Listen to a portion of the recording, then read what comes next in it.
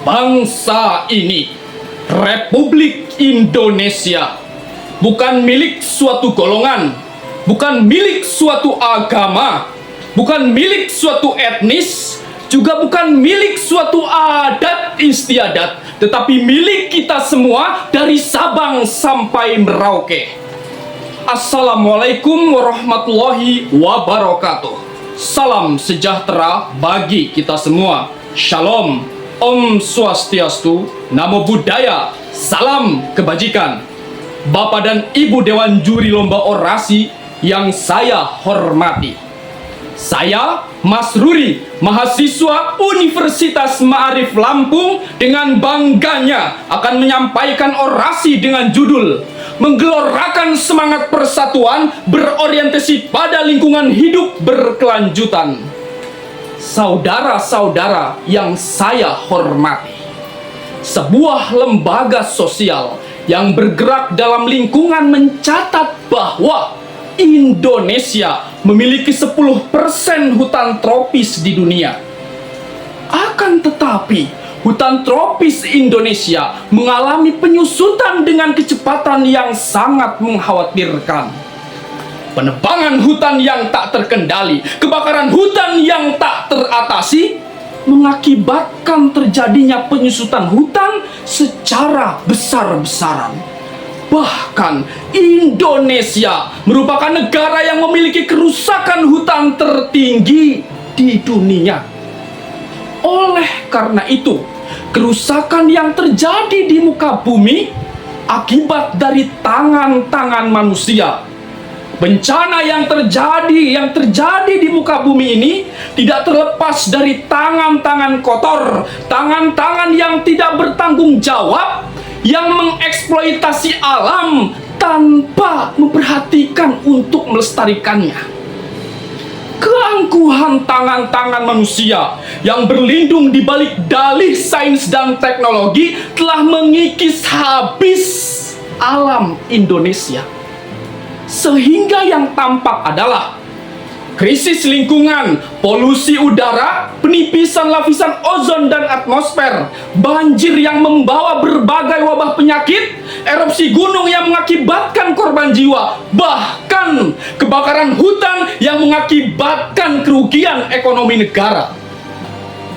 Selain itu, pembangunan dan pertumbuhan di kota-kota besar di Indonesia terus berjalan seiring pertumbuhannya jumlah penduduk. Oleh karenanya, dibutuhkan upaya dan inovasi pengelolaan lingkungan dalam respon permasalahan-permasalahan lingkungan untuk mewujudkan lingkungan hidup yang berkelanjutan. Indonesia terus berupaya dalam menyeimbangkan kesejahteraan penduduk dengan mendorong perekonomian negara dan tetap berkomitmen melestarikan lingkungan hidup agar terciptanya green city dan green economy. Oleh karena itu, dibutuhkan kerjasama, persamaan persepsi, serta kerjasama dari berbagai lapisan masyarakat. Dimulai dari para pelajar, mahasiswa, petani, para pelaku usaha, bahkan para petinggi-petinggi negeri ini. Saudara-saudara yang saya hormati, dalam pengelolaan sampah misalnya, berbagai inovasi telah dilakukan oleh pemerintah, seperti pengelolaan sampah menjadi listrik yang menghasilkan 0,8 megawatt listrik. Selain itu, inovasi yang dilakukan oleh Danus yang mengelola sampah 1,6 ton sampah plastik menjadi aspal untuk pembangunan 1 kilometer jalan. Alam Indonesia harus kita jaga, kita rawat dan kita remajakan guna terciptanya lingkungan yang sehat. Selain itu, kita harus meminimalisir penggunaan bahan bakar minyak agar meminimalisir pencemaran udara sehingga terciptanya udara yang sehat dan berkelanjutan.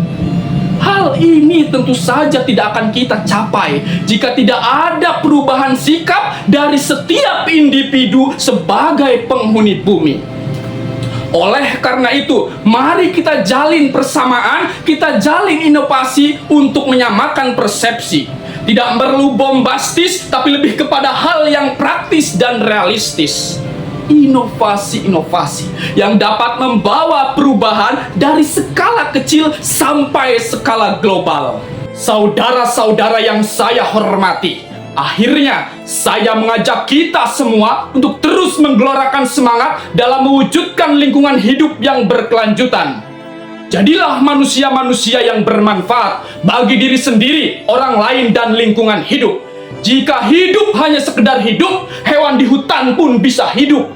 Jika kerja hanya sekedar kerja, hewan di hutan pun bisa bekerja. Tapi hidup dan bekerjanya manusia adalah yang bermanfaat bagi lingkungan hidup dan orang lain. Semoga Tuhan Yang Maha Kuasa meridhoi segenap langkah kita dalam menuju lingkungan hidup yang berkelanjutan.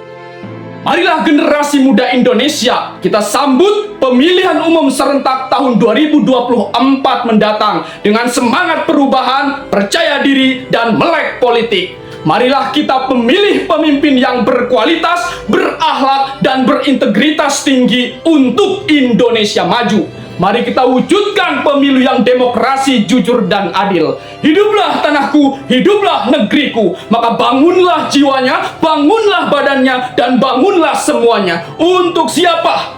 Untuk lingkungan hidup berkelanjutan dan untuk Indonesia Raya. Demikianlah orasi yang dapat saya sampaikan. Bung Karno pernah berkata, jikalau aku misalnya diberi 2 hidup oleh Tuhan, maka 2 hidup itu pun akan kupersembahkan kepada tanah, air, dan bangsa. Merdeka, merdeka, merdeka. Wassalamualaikum warahmatullahi wabarakatuh.